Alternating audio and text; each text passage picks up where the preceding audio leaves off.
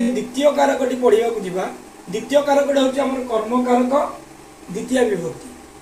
तेज द्वितीय विभक्ति अनेक गुड़िए सूत्र रही सेगुड़िक जाना पूर्व प्रथम जाना आवश्यक द्वितीय विभक्ति कर्म कारक क्या कहुए ना कर्म कारक ताहा जहाँकि क्रियापद सहित जितेबले कर्मपदर सीधासलख बा प्रत्यक्ष भाव में संबंध थाए ताकू कर्म कारक कहुए।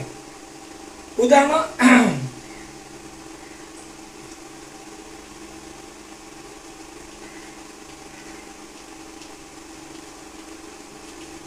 राम पाठम पठती राम पाठ पढ़ुची एटी पाठम हूँ आम कर्मपद कर्मपदर सीधासलख क्रियापद सहित संबंध थिबारु क्रियापद पठती सहित संबंध थिबारु ताकू आमे कर्मकारक पाठम को एठारे कर्मकारक कही थाए।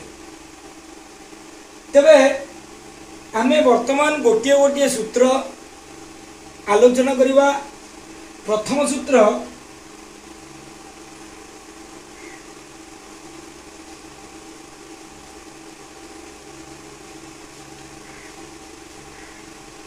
कर्मणि द्वितीया कर्मपदटी जेतेबेले क्रियापद सहित प्रत्यक्ष भाव में संबंध थाए ताकू आमे कर्मकारक कहू बा कर्मणि द्वितीया कहू।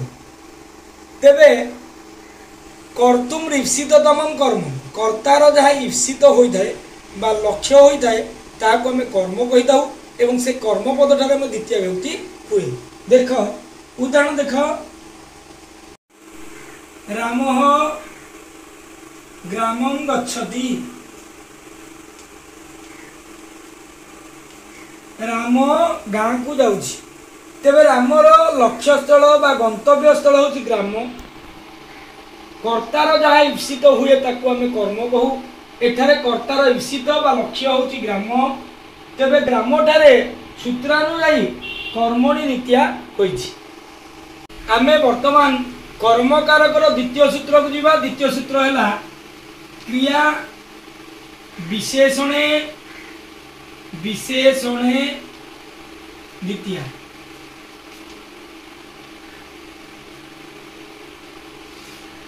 क्रियापद को जेउ पद विशेषित करे ताहा कर्म होइथिले मध्य तेबे सही पद ठारे द्वितीय विभक्ति होई थाए।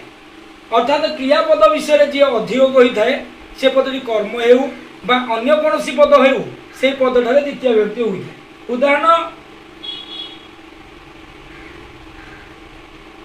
अश्वः